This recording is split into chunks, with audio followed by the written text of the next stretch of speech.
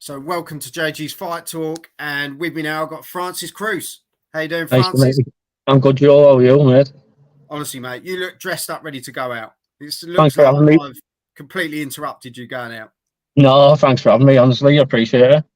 No problem at all, mate. As I say, it's Fight Talk for a reason. Absolutely love it. Any boxer that comes on here, full respect, and and what you've done in the sport. A lot of people turn around and they say, "Oh, journeyman this and doing that and all the rest of it." And I just think, hats off to you, mate. Do you know what it is, mate? People misunderstanding where journeyman donor. Do you know what I mean? Especially the casual fans, they just think journeyman, oh, he's going to be shit. It doesn't mean that. A journeyman, like, you class James DeGale the journeyman. He won all his fights on the road, do you know what I mean? He's a road warrior. It's just another word for a road warrior, a road fighter, really. Someone's fighting in the way corner constantly. It was not arguably up against it.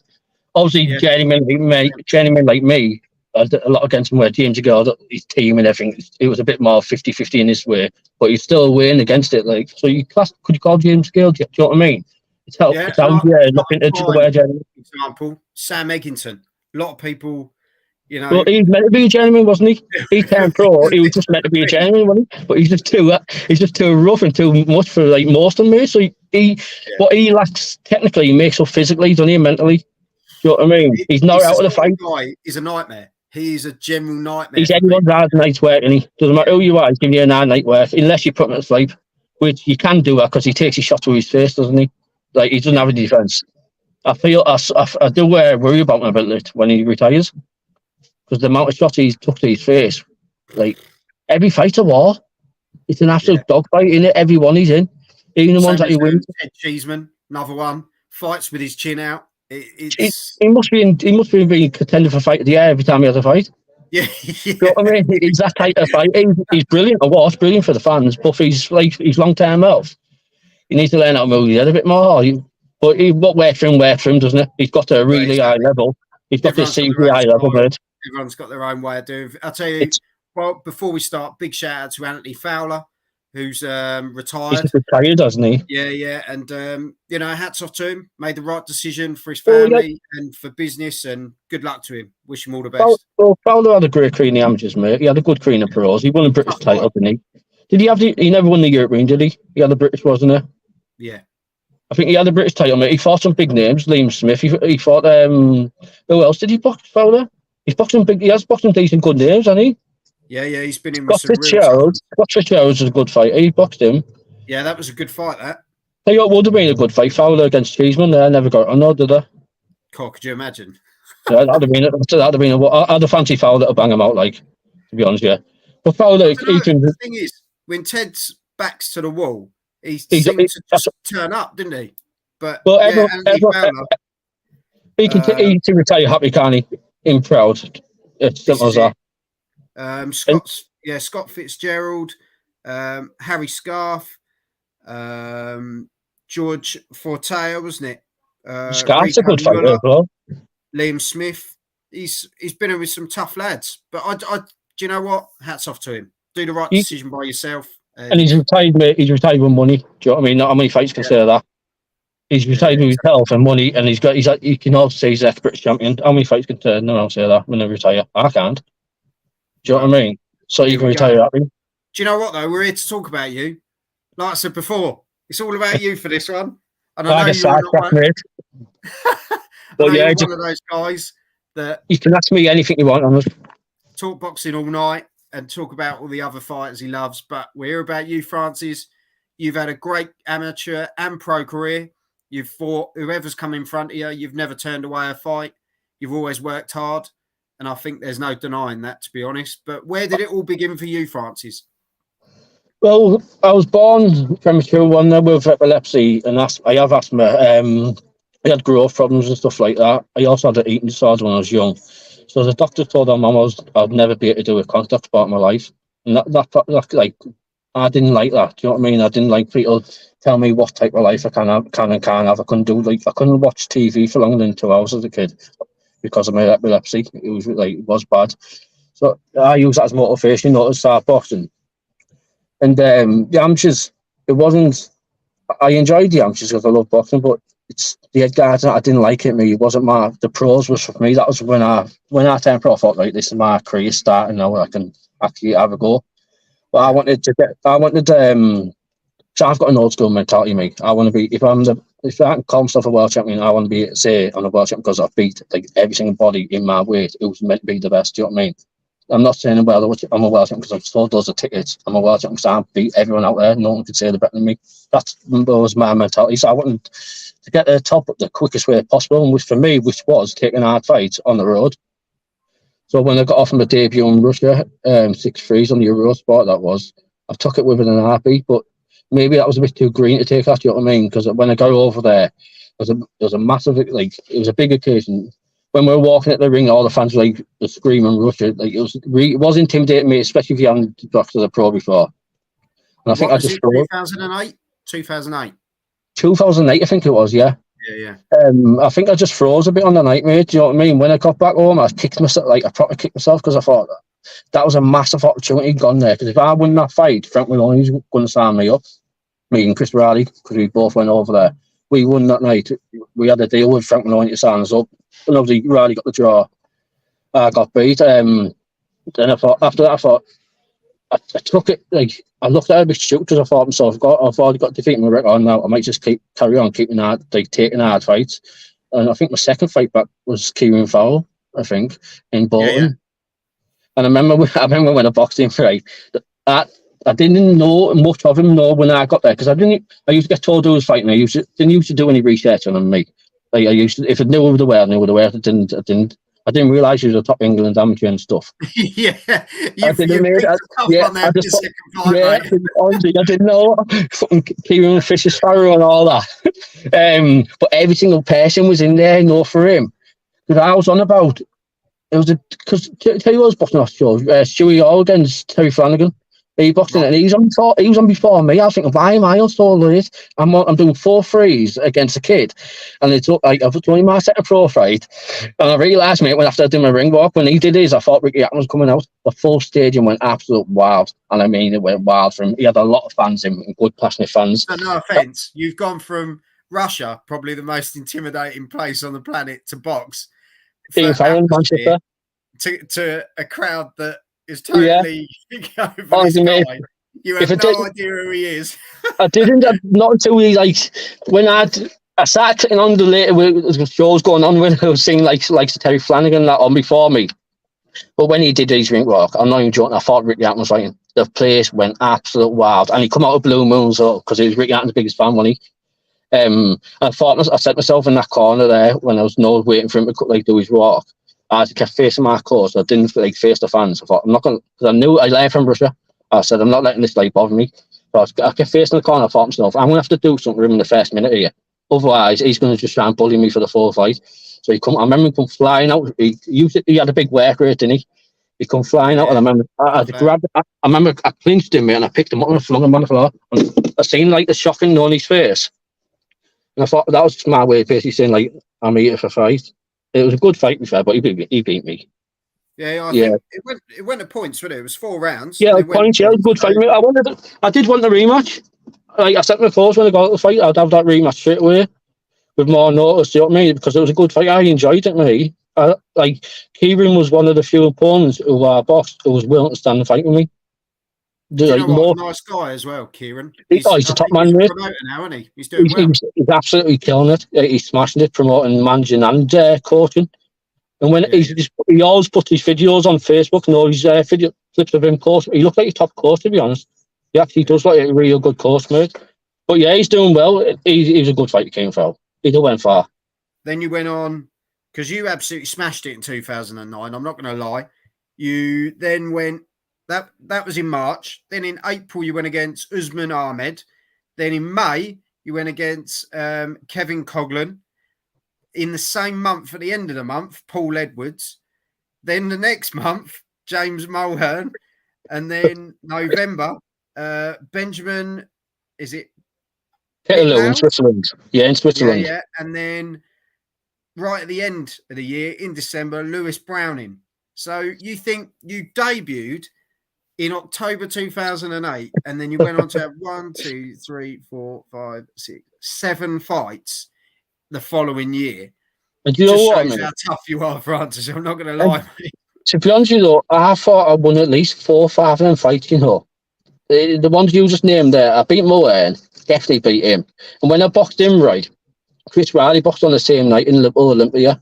Also, we were the same coach, so I was sat watching Riley box against this kid called Troy, who was under Brian McGuigan at the time. Riley got beat. Then as soon as he got out the ring, we had to get dressed, and we had to go from there in, was that Manchester something, to box Mulhern and Wolves. So you had to drive straight to Wolves, mate. I didn't have time to warm up for a fight. As soon as I got there to fight Mulhern, they basically said to me, "You have to get your gear on, get in the ring," because there was that, like, that's how much we're in a rush for it. And honestly, I'm not even joking, I battered him for 4 rounds. I buried him. He had a big slice over both his eyes. I had people messaging me the next day on Facebook saying, "I don't know how you never got that decision last night." Like, there's one of them I thought I definitely know one. Lewis Brown had beat me. He's probably, for me, he's the biggest puncher I've boxed out of everyone.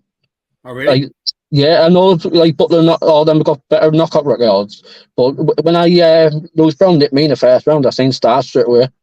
Like, I seen stars. I thought myself, because he was a big mate. Me and Lewis Brown got weighed in for the fight, right? I thought, that can't be my opponent. He goes, "Look, nice fives are massive, like, tree trunks." I thought, he can't be the lad I'm fighting. And it come out, it was. And he hit us a right hand in the first round.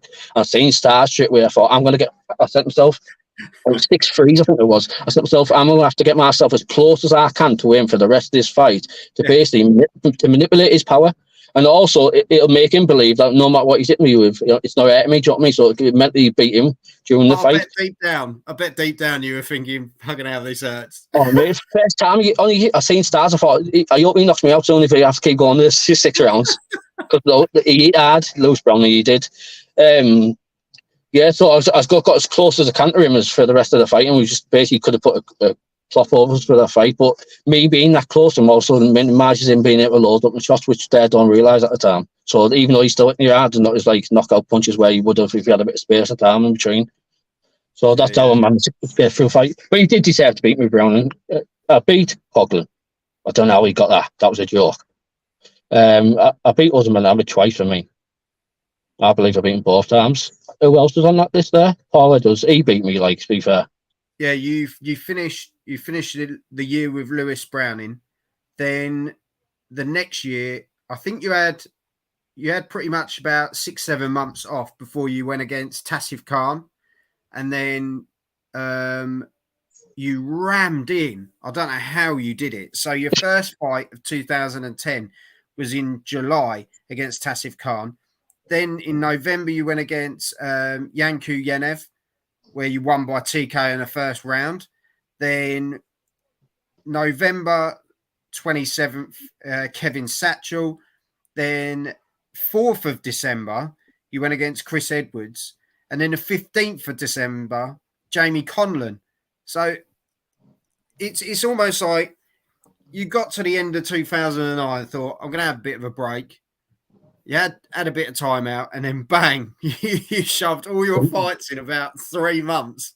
Because do you know what it is, mate? When I had that break, I was going through a lot of problems, like outside my life. I split up with my twins' mum. Like, when I've suffered from depression like all my life, so when I go through stuff like that, it takes me a few months. I just go completely off the game. I don't see the gym. I don't do nothing. Then when I come back, it's like, bang, I'm back at it for like full time. So I split up my kid's mum during that time. Then I come back and I box. Who was that first fight again? The first one back? The first one back was Tassif Khan. Tassif Khan, do you know, when I boxed Tassif against Yanko Yenev. When I boxed Tassif Khan, mate, it was the same night Chris Riley boxed Anthony Croller. Because I remember right, it was the day before weighing, and Tassif Khan weighed 8 pounds heavier than me the day before. So how much did he weigh, like, on the night of the fight? And on that night of the fight, me and Tassif were a floater on Sky, which you know what a floater means. You could be on like any second, so you have to be gloved up on the first Sky fight going on live, don't you? They come in the change whenever you fit the gap, basically, don't you? Yeah, pretty much, yeah. So it was our fight that was doing that. They come in the change room saying this fight doesn't look like it's going to go distance around about 9 o'clock. Get gloved up, Francis, you're on next. So I was gloved up on the pads, ready to go. Do you know what time they come and got me? 12:30 at night. I was falling asleep in the change rooms. I was literally falling asleep. I was on at 9. I was gloved up from 9 o'clock to come and got me at 12. Mate, I was falling asleep. I kept getting up, walking to the bathroom in the change rooms because we had the toilets and that in the same change rooms. Filling the sink up, cold water, and put my head in it to keep me awake. I kept saying to myself, another 10 minutes, I'm taking my gloves, I'm going on, fuck it. Like, but you needed the money, so I ended up fighting. Yeah, well, this is it, man. This is it. Then after Tassakarna, we had that home fight, the only home one I had in my career. This is why I say to myself, I know. And if you ask Carl Greaves, he'll tell you, if I was a ticket seller, I'd won titles. Like he says, I'd had a career of winning titles. Yeah, Not Carl's a lovely guy. Love Carl to bits. he's a top manager, mate. Top man, top. Another guy, training, promoting. He's killing it, Carl. For me, he's like the standards to what you want to be doing. If you want to work hard, look at Carl Greaves. If you can outwork Carl Greaves, you're going to do well. What career? He's a hell of a fighter, wasn't he? Yeah, yeah. Do you know what I mean? He's got a lot of knockouts. He's got a lot of knockouts on highlight reels, hasn't he? That left up was lethal. Oh, yeah. He's a top man, mate. He used to tell you as it was, Carl. He paid for my my license a few times and just took a bit out my fights slowly over the course of fights. Not many managers that do that. But he's a good man, Carl, mate. I've got nothing but good word for him. Then I had my own fight, obviously, against where I knocked a lad out and I think it was 60 seconds, wasn't it? Yeah, Yanko, yeah.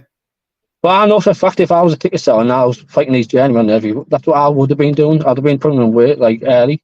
That's why I say when these home fighters are only taking these journeymen the distance, you're not doing out in your career. Do you know what I mean? You've got to be getting. You've had someone ask you a question. He's asked Francis what fight he'd like if he was to return to the ring and why. He looks ready to roll. I'd happily fight again tomorrow.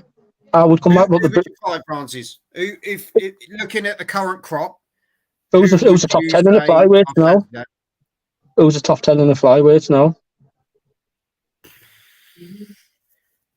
Bleeding heck. You probably know more than me, mate. I'm not too sure without looking. I know Sonny Edges is the king of the division, isn't he? But he's world level. So it was like domestic level. I know there's Craig Derbyshire, there's who's the British champion? Is it Thomas Frank or something like that? To be fair, yeah, Tommy Frank in it at the moment. I think. Tommy Frank. Well, Craig Derbyshire should be British champion, Commonwealth champion for me. To be fair though, I think what the answer, Jamal, basically, what the answer Francis is saying is fight anyone. I'd fight anyone. I'd want a big name. Do you know what I mean? I'd want a good name, someone who's going to scare me. I'd want to assume when I think it could potentially stop me to make me want to train hard. But it's the British board who won't let me come back. I'd come back tomorrow. If you look at the fighters that I've had, and I've never been knocked out. Do you know what I mean? I know I got put down once against who won the British title. Who was the European champion recently? He was what's his name? He's just been he got knocked out at world level, and he's just won a title recently again. Here you go, Jamal. I'd take him against many of them, bar Sonny. I think against Tommy Frank would be a cracker. He could still have a row. I think me and Tommy Frank would have a good fight. Like Sonny Edwards, I'm not going to lie, boxed my lugs off. Do you know what I mean? I'd be shadow boxing for 12 rounds. I don't think anyone in the world beats him. I honestly don't. I think he beats Bam Rodriguez a lot of them. He's too awkward, too good, too. He's a classic. He's elite fighter, and he's elite level, mate.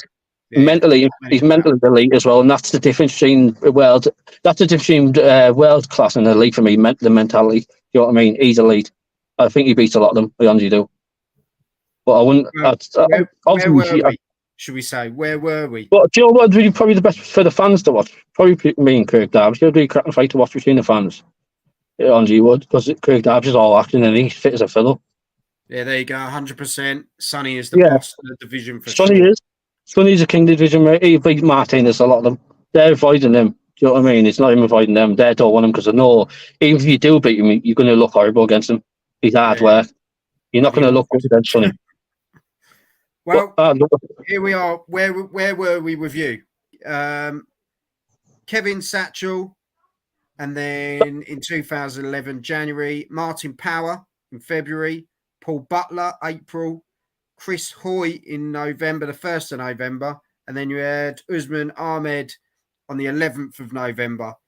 I put him down in that rematch, didn't I? I dropped him in that rematch. I beat Usman twice, mate. Kevin Satchel, the first fight was the fight I enjoyed the most of my full career. It was a real. We got fighted the night for it. I believe it could have went either way. That one, he won the rematch. But what I can say, but even though he did win the rematch fair and square, he is a better fighter than me, Satchel. Do you know what I mean? He would have won world level if he carried on. What I can say is I did against Jamie Collin and Ireland on the pad before that fight. I dislocated a torn rotor cuff, and I'd only just come back from a rotor cuff injury against the second fight against Satchel. But I believe he'd beat me anyway because he made adjustments I never. That was the first one, the one I enjoyed the most in my career. It was a cracking fight, and I thought I could have nicked it, beyond you. And he's a hell of a fighter, really is Kevin Satchel. Chris Edwards, I beat him. I don't think you give yourself credit, to be fair, mate. Some of these fights that the turnaround, like December was probably 2012 was probably your quietest year. You had Phil Smith. I wasn't even training for the likes of Phil Smith, Ian Allsall, and them fights. I wasn't even training for them. I was just turning up to fighting because my heart had gone, mate. Because not my heart, my head. I was thinking like I'm fighting all these tough fights, which I was, and I should have got like a few decisions. You know what I mean? And even one or two of them decisions against these good names changes your full career. It couldn't be a point where I thought to myself, I'm fighting my ass off here. Like I'm giving these kids hell where I could nick the fights and shit like that. And I'm not even getting around. What's the point of me even trying? Do you know what I mean? What's the point of me going these hard runs and these hard diets and all this just to be like told the fuck, basically, middle fingers, told the fuck off, basically. Simple. And that's what was happening. So I wasn't even training for likes of them. Because if you look after my second half of my career, if you switch that round to my first half career, them opponents, I reckon I'd have knocked them all out. I was going to say, if you look at 2000, you had two fights in 2013, but 2014. You've had, 1, 2, 3, 4, 5, 6, 7, 8, 9, 10, 11, 12, 14 fights in 2014. And that was just because I had twins at home. Do you know what I mean? I had no job. I had twins at home, and that was my way of getting the money for them. I had to provide for them. Then it was more about, because when I turned pro, I wanted to be a world champion. I said that, you know what I mean? I wanted to get to the top the quickest way possible, and that's fighting the best, basically. So no one could say I wasn't the best. But at that point, I just needed the money, mate, for my family at home. And to be fair, isn't that what we do, mate? Isn't that what we do? I kick myself at home because I think like if I was a ticket star, my life could have been so different. Do you know what I mean? I could have been one of these fighters everyone's talked about in the sky. Now it was sat here with millions of world titles. Because I know I had the chin, I had the art. I was probably one of the biggest punches in the division, if not the biggest. That's why every one of the fighters, even all these prospects who come out win world titles and stuff like that, they used to come out flying at me for the first 20 seconds. As soon as I clipped them back once or twice, that was it. They're on the bike for the rest of the fight. Do you know what I mean? There was only Charlie Oy and Anthony Nelson who was later, but this is obviously later in my career as well, who stayed and fought for me for the full fight. But I think, because when I boxed Anthony Nelson, I recently split up with one of my coaches and gone with someone else. And he was good mate with Mal Gates, who's Nelson's coach. I believe I'm not saying it could be a good coach from Mal, do you know what I mean? I'm not taking any away from their tactics, but no one had jumped on me like Nelson did. He always used to come out and then like try and basically fight on distance. Nelson come out, jumped on me, and didn't let me go for 6 rounds. Like it felt to me like that was an inside like information tactic. Do you know what I mean? Because I'm a slow starter. After 1 or 2 rounds, I'd warm into the fight and I'd get more. Because I remember when I boxed Charlie Oy as well, he pretty much did the same, but he probably got the tactic from Nelson watching that fight. And I can remember even his dad shouting in the fight, "Don't let this little prick enter the fight," because the new ones are going into the fight. It's a different fight. Do you know what I mean? But yeah, they're the only two really, and Browning who stood another fight with me really. Obviously, Keane Farrell early on, but Keane, I was very inexperienced. Jamal has said, ask Francis if he could go back to 2014 for his debut against Jordan Turner. What would he do differently in the fight? And would he go for the knockout? Against Jordan Turner, could go back, because I remember that fight. He was a good, tough kid. I think it was his debut. He was a lot tougher than people expect him. I'll give him credit for that kid. I don't know what he did his career after that, but I'd have took the fight seriously and trained probably before it. And he had 11 fights, 3 wins, 7 losses, 1 draw. He should have won more than that, mate, because he had more talent than that record suggests there.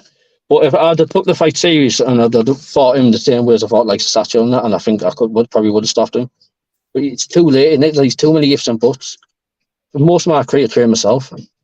I didn't know. I only sparred really for the first 2 or 3 fights. Really, I was sparring Jason Booth and that. He used to come down spars down in the Welton gym. But after that, mate, he used to just really hit the pads into the bag and hit the road. Do you know what I mean? It's more about, for me, more about making the weight, because then I knew I was getting paid. So I knew really. Say is you're an absolute credit, mate, to your twins. I'll tell you now, because to have someone, to have a dad like you that gave his all and tried his best, that's all you can ask for. It's this town as well where you're from. No one's supporting in this town, do you know what I mean? To drive to your Ford and for you, where I believe if I was from Manchester, I'd have had that phone and I'd have had a different career. Where in this town, mate, they'd only follow you once you got your title. Once you make something, then they'll follow you and tell you to be your best mate. Until then, you're on your own, basically, do you know what I mean? And when you slip up, they can point the finger and say, look, so they feel like they're doing better for themselves. That's what Millers was like. It's a glory hunting town. So it's a lot of it's about where you're from as well, isn't it? It is, mate. It is, and it's about the support, the right people around you. I was trying to relocate a few times to go and live near Kieran Fowles gym, so I could train with him, where he could get a British license. But it's obviously it's expensive, isn't it, moving by yourself and stuff like that. Then it's not a cheap thing to do by yourself. But if I could come back to the boxing now, obviously I would. But it's the British board that won't give me sanction my license. Which I don't know why. Because like you say, I'm still healthy, do you know what I mean? I'm still fresh. I never got hurt in any of my fights, really. So I don't know why they is such a problem. I mean, when they will call me, they'll saying stuff like, you're not getting around. Well, that's not my problem. It's not you. It's boxing's politics, isn't it? Do you know what I mean? The refs are paid off to know what to do. It's not my fault they're not actually going to give me a round. Do you know what I mean? Give me the rounds and went up because I'm winning them. People in the crowd know I'm winning the rounds, so I'm just not getting them. So you can't use that against me. I'm not getting knocked out. I'm not getting hurt. Like, so what's your problem? There's the problem, mate. And Calgary sent me to be honest with you, the North East board's the strictest in the country. So it's them that stopped me from coming out of boxing, because it kills me now. I want to fight all arm now. That's why I don't really take. I still love boxing. I talk about it all day long. And I watch the shows, but I mainly watch the 50-50 fight, knowing it's a big fight, because I know when you watch these undercards, they're all fixed. Like, the whole fight is guaranteed to get the win. It's just that simple. There's a saying in the way dressing room, and you've probably heard it, you have to knock them off for a draw. Do you know what I mean? And that's not a lie, that's true. But boxing's corrupt, mate. It is corrupt. It needs fresh blood from top to bottom of the judges, the politics and everything. It just needs wiping out and putting fresh blood in. People who are just there for the sport, you know what I mean? Boxing for me, it comes the greatest sport in the world by being 15 rounds, 1 world title. Go back to that if that's what it takes. Then you can't have these fighters fighting each other. It shouldn't be about the popularity. It should be about who's the best talent in the ring. That's all it should be about. Yeah. That's what it used to be about, but it's not now. Now it's about if you sell the most tickets, you're the best, aren't you? Well, yeah. Go back to the 50s, mate. Would Jake Paul go in any boxing ring? Would he be allowed? Would anyone acknowledge there? This is it, mate. This is it. It's now it's about popularity in social media. If you can be popular in social media, you'll go far. Look at the lad from the North East, Tommy Ward. He's got world title talent. But how many people have heard of him? Because he's not a massive ticket seller, do you know what I mean? Yeah. And that's not right, because his talent deserves more credit and more publicity. But he's not going to get it because he doesn't have the tickets to sell. And that's where boxing is. It's the old saying as well, isn't it? It's not what you know, it's who you know. Exactly, mate. It's how many people you have behind you, innit? Yeah. Following you, do you know what I mean? When you're in from towns like Middlesbrough, they only follow you if you got the money or you're somebody. They won't follow you anyway up and support you. Liverpool, Manchester, the proper boxing places, aren't they? They'll follow the fighters. Nottingham, they'll follow the fighters, you know what I mean? Win, lose or draw, they'll follow the fighters, the proper supporters. Middlesbrough fans, the North East fans, they are proper boxing fans. They'll follow you if you're doing well, and that's it. Yeah. So what are you doing these days in Francis? What are you I'm doing support work. I do support work. Cool. Look after youth with autism and challenging behaviour. I wish I could go back to boxing. It does me head in, but I don't even train anymore. Just can't be asked. If he had a new I could fight again, I'd start training. But when you're in the gym for nothing, and boxing till right, do you know what I mean? To be Well, if you've my got life, nothing to head for, it's difficult, isn't it? it's important. It's hard, mate. It's hard to find the motivation. I need a fight. Like, do you know what I mean? I need to know I could have a fight any minute, or I'm back in the game. Well, because coming back wouldn't be a problem, and getting the motivation to train and fight again wouldn't be a problem. And I know, even all these tough kids in the top 10, I'd give them all like hard night's work still. I know I would. But the boards, it's a politics that won't let me back. I've been like been debating and talking about going into what's the other license? What's the British board? Don't what is it? That can't stand. Is it what's it, the other one? Is it international boxing? The Irish boxing one or something? Right? What's it Yeah, called?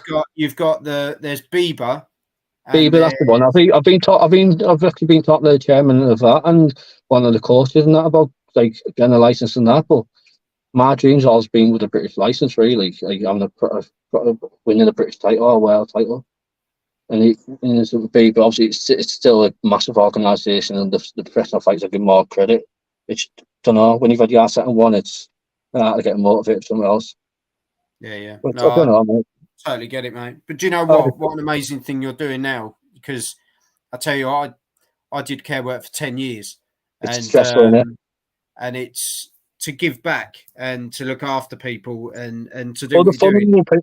the way I like That's to buy not everyone can do it, Francis. So you've the, obviously got a good heart, mate. the people who don't have a voice, aren't they? They can't stand. Do you know what I mean? They need help. So I felt like that a lot as a kid. I didn't have a voice, so don't know. I can relate to them a lot easier. But it is a stressful job. I'd prefer to do unboxing, obviously, but it is what it is, mate. And at least I'm doing something. Well, all I will say, mate, is it's an absolute pleasure to have a chat with you, Francis. It's been a pleasure, mate. Honestly, I was buzzing when you messaged me asking me. I felt privileged, to be honest. So I just see myself as a normal person, do you know what I mean? Which I am. Which all any fighters for me, even like the Tyson Fury, anyone, they're just normal people like me or you who's had a bit more success in the game. That's the difference. No Yeah. different, mate. We're just all normal people. So yeah, I felt privileged when you asked me. So I do appreciate it. Anytime you want me back, I'll come on. Oh, honestly, mate, I am chuffed to have you on. And it's, as I say, your twins will be proud. And like I will say, the people that you support, they're blessed to have you, mate. Honestly, you got a good heart. You're a top bloke. No, I appreciate your time. So thank you very much. Appreciate that, mate. Nothing but respect in return. You have to send me the link to when this goes on, mate. Yeah, And I I'll give will it a do. watch. I appreciate that, mate. Thank you. No problem at all. And we'll have a catch up soon. I'll get you on for some predictions soon as well. Yeah, definitely, mate. I'll probably tweet you tomorrow about the Taylor fight. Yeah, Hopefully, no Taylor's doubt, mate. boxing. No doubt. You And take talk care, to you, Bob. Francis. And you, Joel. Have a good night. Take care, mate. God bless. Bye bye. Bye bye. Bye. There you go. Francis Croes. What a nice guy. Given a lot to the business. Really seems to be struggling in the fact that he'd love to box again. Real shame, to be honest. But look at the job he is doing. Such a rewarding job. Such a nice guy as well. And I wish him all the best and his family as well. And all the people he supports with autism. Big shout out to them. My little boy's got autism. So I know how it is. And yeah, massive respect to him. As Jamal says, legend. Yeah, really nice guy. So yeah, if you've enjoyed this one, hit the subscribe button. Check out the rest of the stuff at JG's Fight Talk. Hit the like button as well. And I'll see you all soon. Thank you very much. Take care.